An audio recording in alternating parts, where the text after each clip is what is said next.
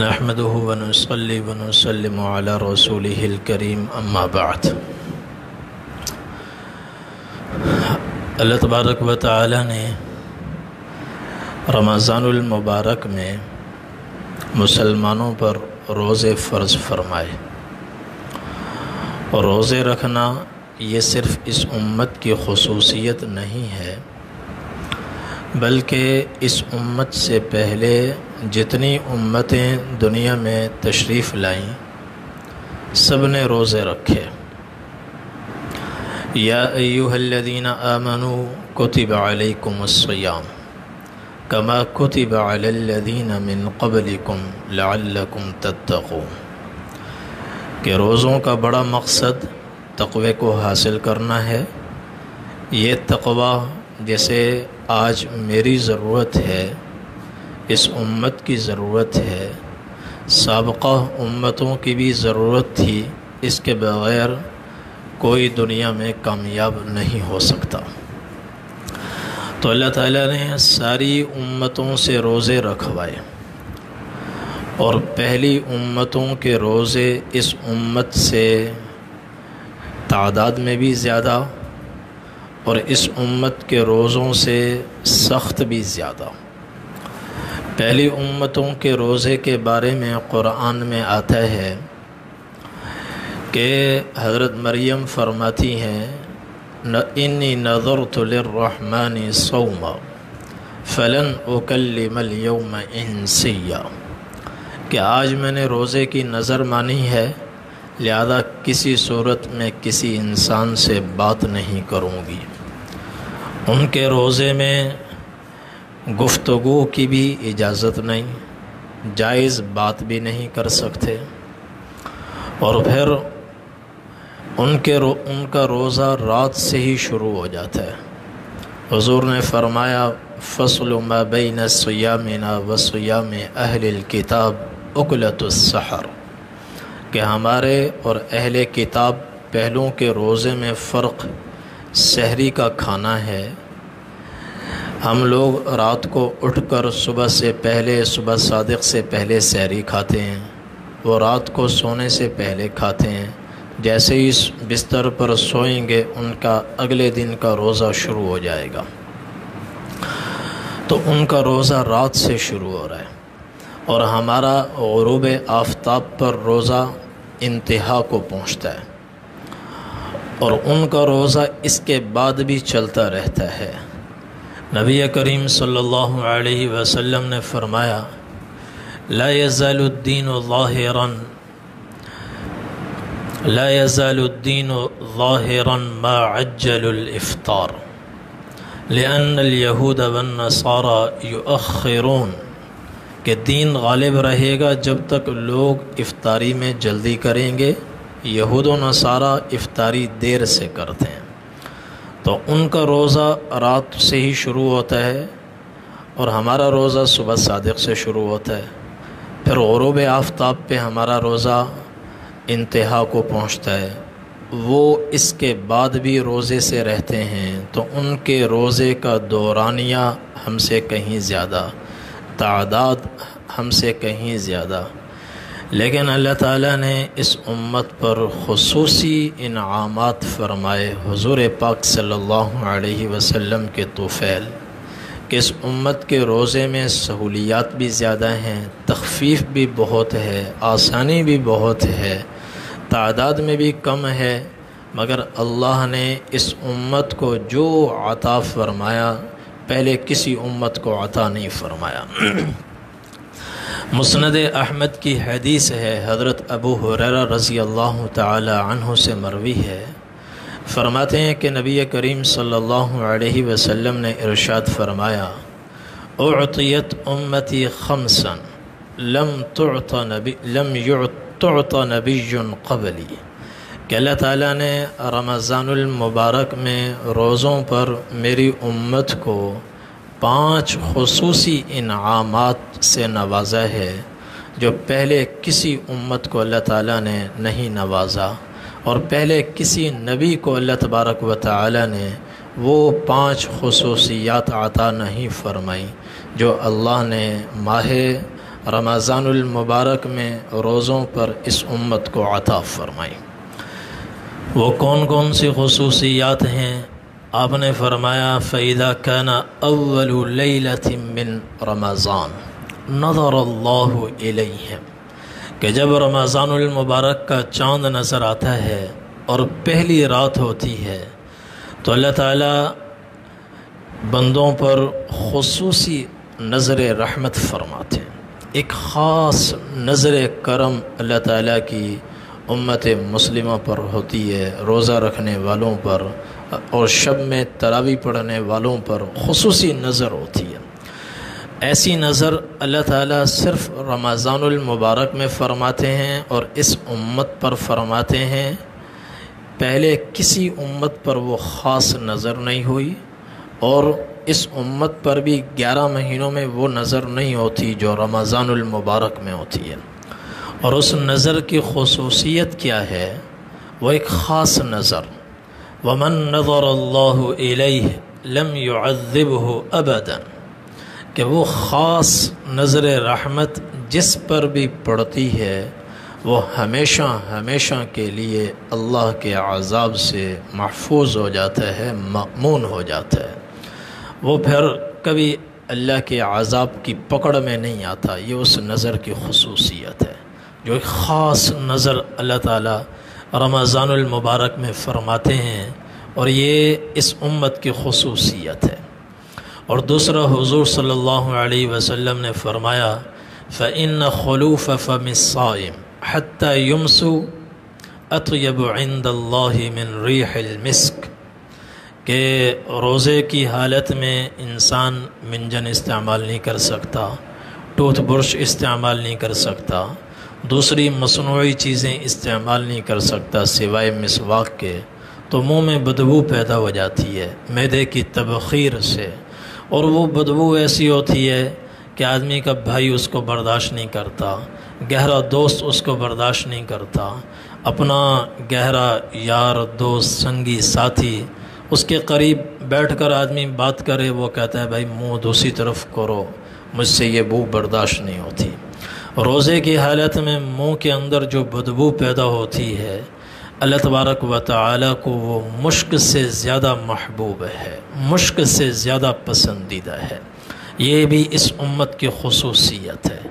اور تیسرا نبی کریم صلی اللہ علیہ وسلم نے فرمایا وَتَسْتَغْفِرُ لَهُمُ الْمَلَائِكَةُ فِي كُلِّ يَوْمٍ وَلَيْلَةٍ کہ اللہ تعالیٰ کے بے شمار فرشتے ہیں۔ ایک حدیث میں اطت السماء آسمان چرچراتا ہے، وَحُقَّ لَهَا أَن تَئِطَّ وہ بیچارہ کیوں نہ چیخے، مَا فِيهَا مَوْضِعُ 4 أَصَابِعَ إِلَّا وَفِيهِ مَلَكٌ وَاضِعٌ جَبْهَتَهُ سَاجِدًا لِلَّهِ تَعَالَى آسمان میں 4 انگلیوں کے برابر جگہ خالی نہیں ہے مگر وہاں فرشتے کی پیشانی اللہ جل جلالہ کی بارگاہ میں ٹکی ہوئی ہے۔ آسمان فرشتوں سے بھرا ہوا ہے، آسمان پر فرشتوں کا دباؤ ہے جس کی وجہ سے وہ چرچراتا ہے، چیختا ہے۔ تو کتنی فرشتوں کی تعداد ہوگی، اور ان فرشتوں کا کام کیا ہے؟ ان فرشتوں کا کام یسبحون بحمد ربہم والملائکہ یسبحون، یہ پورا سال اللہ کی تسبیح بیان پڑھتے رہتے ہیں۔ یسبحون اللیل والنہار لا یفترون، دن رات تسبیح پڑھتے ہیں، تھکتے نہیں ہیں۔ یسبحون بحمد ربہم ویستغفرون لمن فی الارض، 11 مہینوں میں یہ تسبیح پڑھتے رہتے ہیں۔ الذین یحملون العرش ومن حولہ یسبحون بحمد ربہم، اللہ کا عرش اٹھانے والے 8 فرشتے وہ بھی تسبیح پڑھتے ہیں۔ تسبیح کون سی ہے؟ سبحان اللہ وبحمدہ سبحان اللہ العظیم۔ قرآن کی یہ آیات بتاتی ہیں فرشتوں کی تسبیح سبحان اللہ وبحمدہ سبحان اللہ العظیم۔ اور یہ تسبیح تمام تسبیحات میں اللہ تعالیٰ کو بے حد پسند ہے۔ کلمتان حبیبتان الی الرحمن خفیفتان علی اللسان ثقیلتان فی المیزان سبحان اللہ وبحمدہ سبحان اللہ العظیم۔ حضور نے فرمایا کہ دو تسبیحات، دو کلمات اللہ کو بے حد پسند ہیں اور زبان سے ان کی ادائیگی آسان ہے، نامہ اعمال میں ان کا وزن بھرپور ہے۔ وہ تسبیحات کون سی ہیں؟ سبحان اللہ و بحمدہ، سبحان اللہ العظیم۔ تو اللہ تعالیٰ نے اپنی محبوب ترین تسبیح فرشتوں کا وظیفہ بنا دیا ہے، فرشتوں کو عطا کی ہے کہ بس تم صبح و شام تسبیح پڑھتے رہو۔ چنانچہ یسبحون اللیل والنہار لا یفترون، اس آیت میں ہے دن ہو رات ہو فرشتے اللہ کی تسبیح پڑھتے ہیں، تھکتے نہیں ہیں۔ لیکن جب رمضان المبارک کا چاند نظر آتا ہے، اللہ تبارک و تعالی فرشتوں سے فرماتے ہیں کہ تسبیح موقوف کر دو، تسبیح بند کر دو، اس کی جگہ کیا کرو؟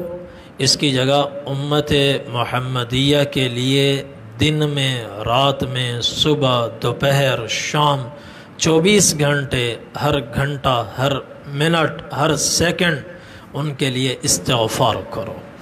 پہلی امتوں نے روزے رکھے اور ہم سے لمبے روزے رکھے اور ہم سے زیادہ روزے رکھے، مگر اللہ تعالیٰ نے فرشتوں سے تسبیح نہیں چھوڑوائی۔ ہمارے روزوں کے لیے اللہ تعالیٰ نے فرشتوں سے تسبیح چھوڑوائی کہ تسبیح موقوف کر دو اور امت محمد صلی اللہ علیہ وسلم کے لیے استغفار کرو، کہ یہ بھی اللہ تعالیٰ کی رحمت ہے، کرم ہے کہ اس امت میں ایسے لوگ بھی ہیں جو یہ تو استغفار نہیں کرتے، توبہ ہی نہیں کرتے۔ چلو فرشتوں کے استغفار سے، فرشتوں کے مغفرت طلب کرنے سے ان کی بھی بخشش ہو جائے۔ اور بعض ایسے ہیں جو استغفار کرتے ہیں، توبہ کرتے ہیں، حضور نے فرمایا یا رب کہہ کر پکارتے ہیں، پراگندہ بال ہیں، لمبے لمبے سفر کرتے ہیں، سفر میں دعا رد نہیں ہوتی، اور جس کی حالت خستہ ہو اس پر بھی اللہ کو رحم آتا ہے، اس کی دعا رد نہیں ہوتی۔ اور یا رب کا کلمہ، اس میں اللہ کا اسم اعظم پوشیدہ ہے۔ تو بعضے ایسے ہیں جو اسم اعظم کے ذریعے سے سفر میں اور خستگی کی حالت میں دعا کرتے ہیں، مگر مأکلہ حرام ومشربہ حرام وملبسہ حرام، کھانا حرام کا، پینا حرام کا، اور ان کا پہننا حرام کا، فأنى يستجاب له الدعاء، ایسوں کی دعا کہاں قبول ہوگی؟ تو ان کی اپنی دعا تو قبول نہیں، اپنا استغفار ان کے اپنے حق میں قبول نہیں، چلو فرشتوں کے استغفار سے ان کی بھی مغفرت ہو جائے۔ یہ اللہ تعالیٰ کا کتنا بڑا کرم اور انعام ہے۔ اور چوتھی خصوصیت حضور صلی اللہ علیہ وسلم نے فرمایا، اس امت کی خصوصیت یہ ہے کہ اللہ تعالیٰ جنت سے فرماتے ہیں کہ اے میری جنت استعدی وتزینی، اے جنت تیار ہو جا، آراستہ ہو جا، سج جا، سنور جا، خوبصورت ہو جا۔ کن کے لیے؟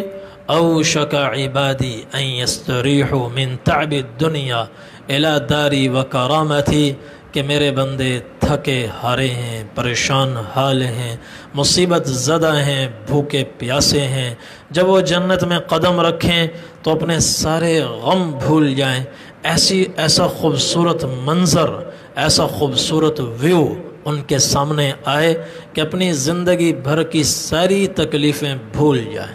پہلے قدم پر وہ حشاش بشاش ہو جائیں، نہال ہو جائیں، خوشحال ہو جائیں، اے جنت خوبصورت ہو جا، آراستہ ہو جا۔ اور یہ چیز کہ جنت کو سجنے سنورنے کا حکم اللہ نے پہلی امت کے روزے داروں کے لیے نہیں دیا، اس امت کے روزے داروں کے لیے اللہ نے جنت کو حکم دیا کہ سج جا، سنور جا۔ اور پانچویں خصوصیت حضور صلی اللہ علیہ وسلم نے یہ بیان فرمائی کہ جب رمضان المبارک کی آخری رات ہوتی ہے تو اللہ تبارک و تعالی اخیر شب میں پوری امت مسلمہ کی مغفرت فرما دیتے ہیں، سب کی، یغفر اللہ لہم جمیعا، سب کو معاف کر دیتے ہیں۔ صحابہ نے عرض کہ یا رسول اللہ، کیا وہ رات شب قدر ہوتی ہے؟